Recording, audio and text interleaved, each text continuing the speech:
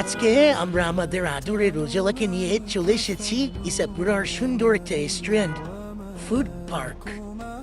রোজেলার জন্য এটা একটা একদম নতুন অভিজ্ঞতা। এখানে এসে সে বেশ এক্সাইটেড, কখনো সোফার উপরে উঠে চারপাশে দেখছে, আবার কখনো লাফালাফি করে পুরো জায়গাটা ঘুরে বেড়াচ্ছে। রোজেলার কৌতূহলী চোখে যেন সব কিছুই নতুন, আর সত্যি বলতে জায়গাটাও বেশ সুন্দর ও আরামদায়ক। পরিবার বা বন্ধুদের সাথে সময় কাটানোর জন্য দারুণ একটা পরিবেশ। রোজেলা তো বেশ মজা করছে, আর আমরা উপভোগ করছি এখানকার সুন্দর পরিবেশ আর সুস্বাদু খাবার।